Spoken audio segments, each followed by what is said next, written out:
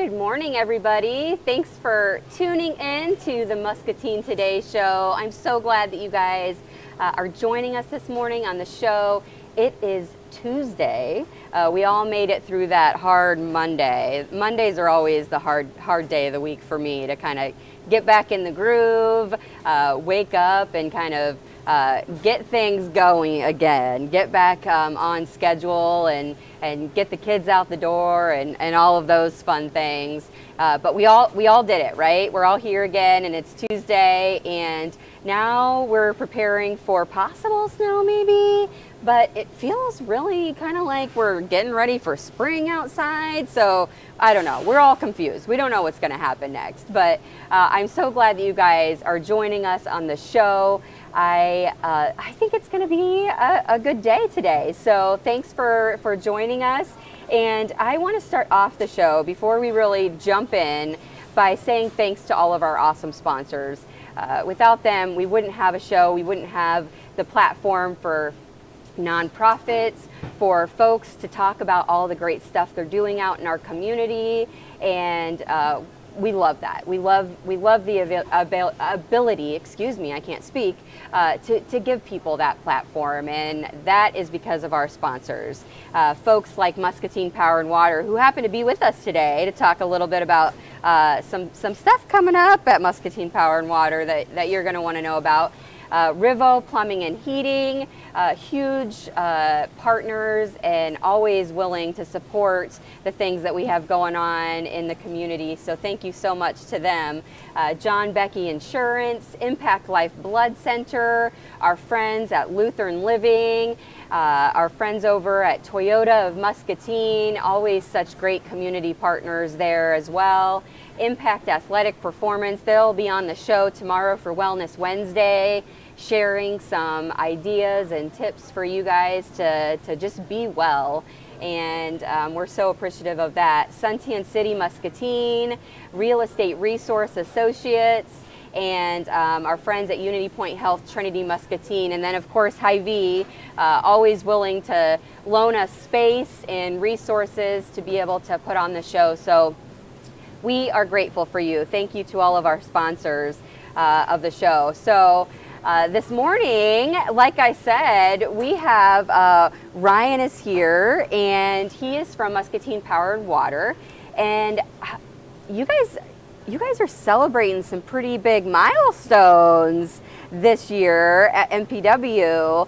100 years and 25 years. Those are two big milestones. No matter how you look at it.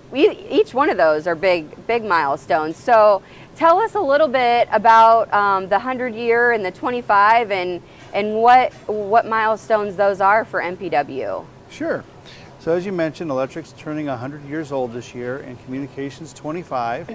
And the communications 25 seems like yesterday. That's actually when I started with MPW. Wow. And so that went really fast. Yep. But today we're going to focus on the electric utility because that's the department that I take care of. Yep. MPW really started back in 1900 with the water utility, and that's where all this got its start. Yep. So I've got a picture here on the slide that shows a lot of changes in the last 100 years. And it's a great picture of the early days of electricity, and it shows a bunch of linemen showing off their skills up on a pole. Yep. And when I say a lot of things have changed, what comes to my mind is safety. Yep. I don't think we'd take that picture today without some fall protection, maybe a few bouncy houses underneath there. Yep. But a lot of things are constant. I think your safety managers might have some problems with taking a photo like that. Yeah, definitely, for sure. So as we look at how the electric utility got its start, it was really from the citizens of Muscatine. What they had going on back then was an electric server that was taking the profits and just taking those profits out of town. Well, they had this great model of the water utility where they had local control. Any profits were put back into the system to make it more reliable and robust. Sure. And so they voted in that we would start the electric utility to serve the residents, businesses, and industry, and that's where we are today. Yeah.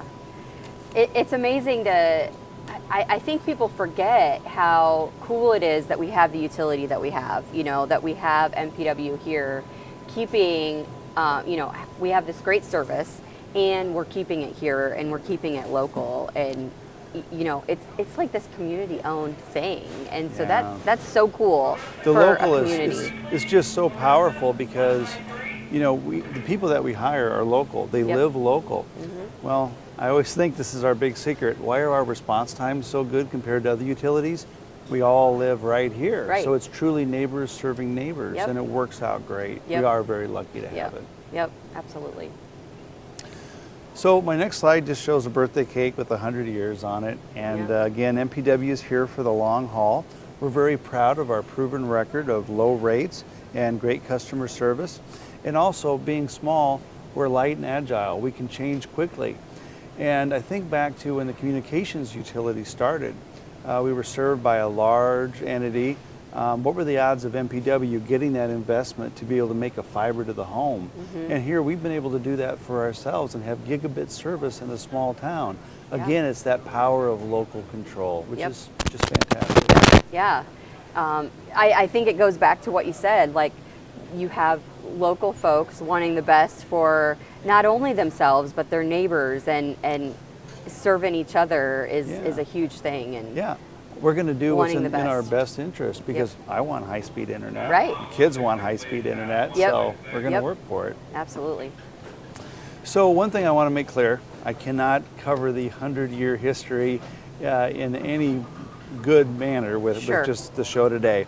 But I want to encourage people to go down to the National Muscatine Pearl Museum. Yeah. On the second floor, we have a display, and of course that display talks about the advancements in the community, how it's improved, and how MPW has been there and been a part of it every step of the way.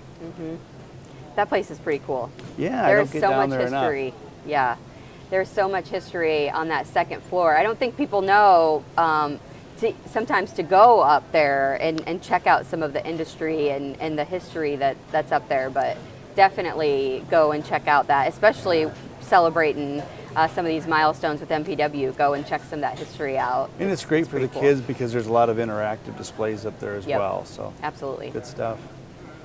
My next slide shows some of our first generation.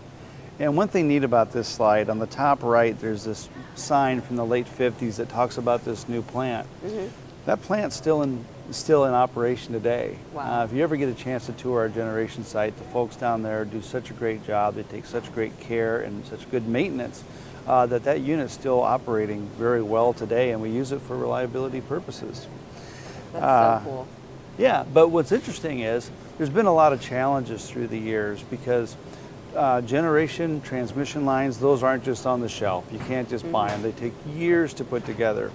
And a neat time that I've taken a look at is from 1970 to 1980. In 1970, our local load was only 59 megawatts. Well, by 1980, it had almost doubled to 100.3.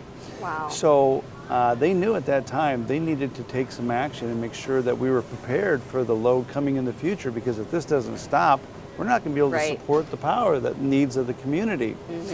So in my next slide, we show Unit 9, which is our largest coal unit, and also a couple pictures of the 161,000 volt transmission line. And those were put in place to handle that future load. Now this was the late 70s, early 80s. And it was a good thing they did that, and they overbuilt for the future, because in 1999, our peak load hit 149.9 megawatts. Wow. And we were ready for it. Yeah. So great job to those folks back then. That was awesome. Thinking ahead, So it's always important to think ahead to the future. Yeah, I think you guys do a great job at that. I mean, look at the things that you guys are already thinking ahead for solar and thinking ahead to the future for all of those things as well. So it's important to do that. Yeah, and that's a great segue to the next slide. Oh, perfect. Yeah, because that's really where we are today. A lot of those units that have carried us so reliably up till today, now they're getting near their end of life. Yeah. And of course, they've got some huge environmental challenges. Yep. So it's time for us to, again, do that planning, look ahead, and make sure that we can supply the future needs of Muscatine. So one way we're going to do that is retire some of the old generation and then look towards building a new gas unit, which will be Unit 10. That unit will also be future-proofed and be able to burn hydrogen. And the way that we do that, by downsizing our fleet and going to a more efficient fleet, is by increasing our transmission line capacity.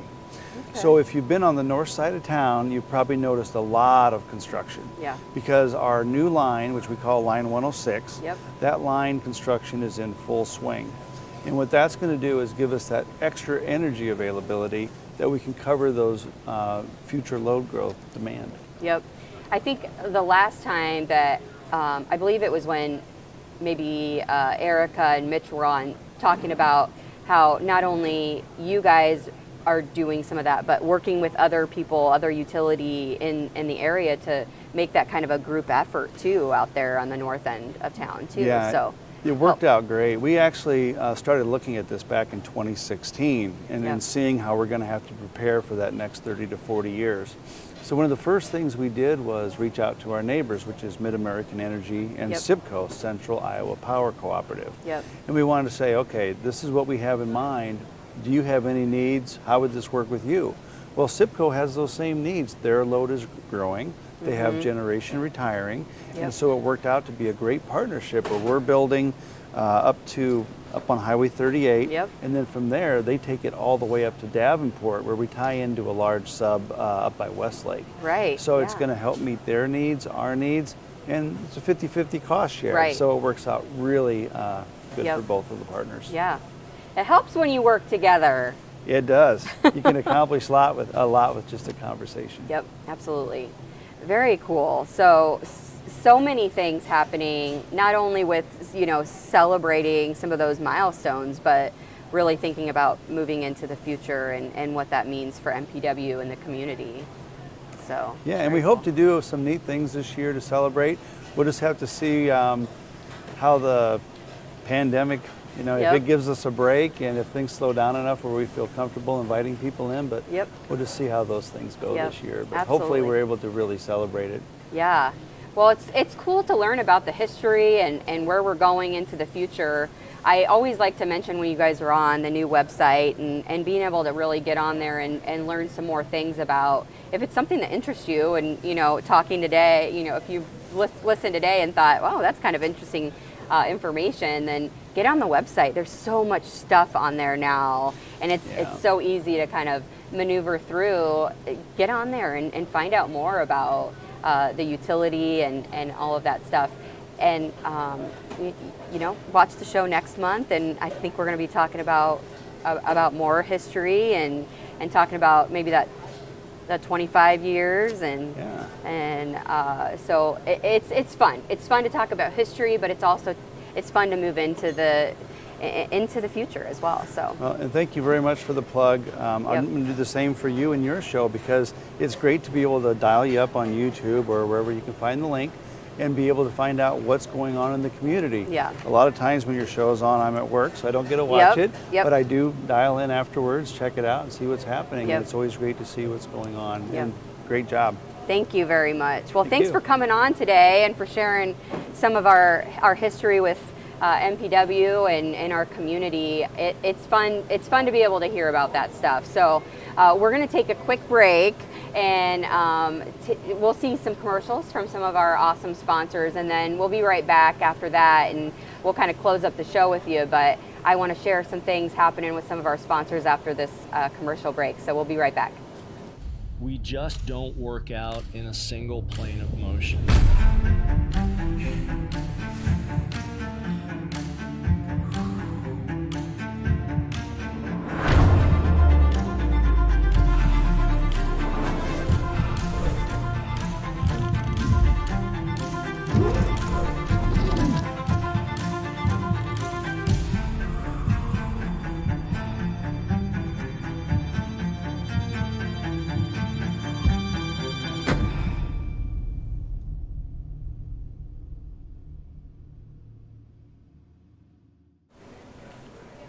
Hello, everyone. So we're back. It's fun to learn about our history here in Muscatine and how things have changed and grown and how we're going to be moving into the future. So I'm really glad that he was able to join us and share a little bit of that, and also to be able to celebrate with MPW all of the years that they have been here with us in our community, serving us and they really do a great job serving our community. And like you said, neighbors serving neighbors, it really helps when we get into a bind and something, maybe a utility line goes down. You know that they're going to be there as quick as possible to fix that, and they do a great job. So thank you so much to all of those folks who are out there day in and day out serving our community.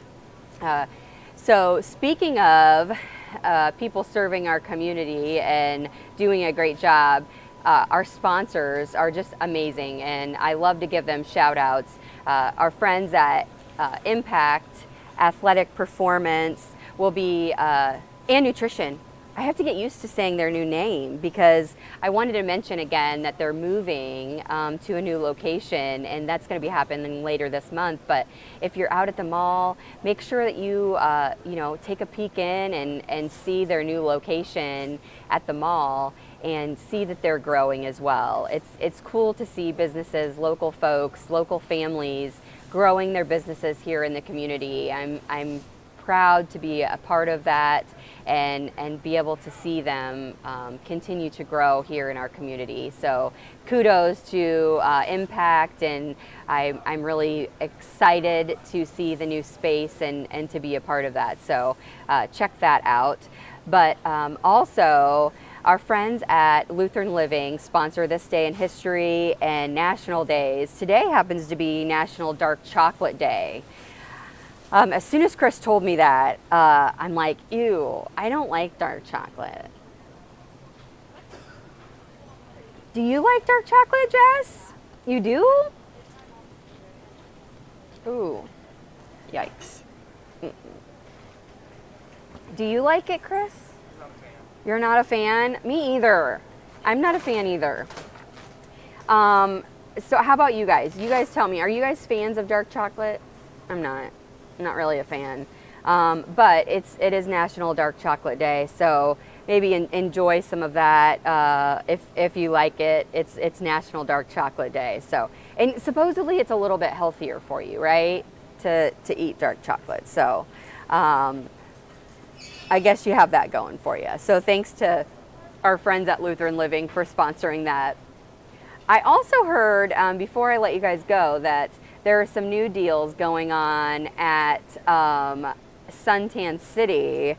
So make sure that you check out those for February before you guys head out for the day. Maybe, I don't know, a nice warm bed sounds pretty good right now. So I don't know.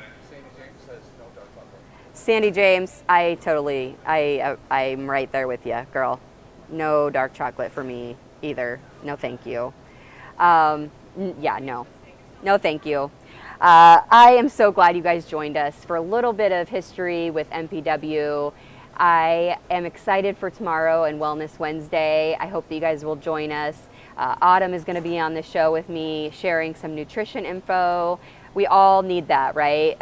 Maybe we started our year off with a bang and really gung-ho about making some changes, and it's always like around this time, that 4-week period, where we're like sort of maybe starting to fall off the wagon a little bit. And so let's let Autumn get us pumped back up and get us excited again. I think maybe I need to bring my my paper back on, my poster back on, and think about some of the goals that I had made, and maybe get a little bit pumped back up about some of those things again. This is the week I promised I would get back into Impact on a regular basis again. So I'm planning to head there tonight, and I have to just get there and do it and not feel guilty about that. So that is my goal for today, and I'll let you guys know how that goes. I have to make it there. So we all need a little bit of a boost from our friend Autumn at Impact. So I'm excited for the show tomorrow, and I will see you guys all then. But until then, don't forget that kindness is free. So spread that stuff wherever you go. We wanted to bring the atmosphere that we create for a shopping experience at the barn to the streets of Coralville. People love to come to Iowa River Landing for eating, drinking, meeting with their friends, and we want to give them a place to find unique home essentials and experience a one-of-a-kind opportunity to style your home with unique quality goods. R7 Coralville is open daily, so you can shop when you want. R7's hours in Coralville are Monday through Saturday, 10 to 7, and Sunday from noon to 4. You'll find R7 right on the main street of Iowa River Landing with 3 parking ramps and on-street parking nearby to make finding us simple for you. Our small town roots of R7 lean toward hospitality, and right here in Coralville, you're going to find the R7 crew making you feel at home while you shop.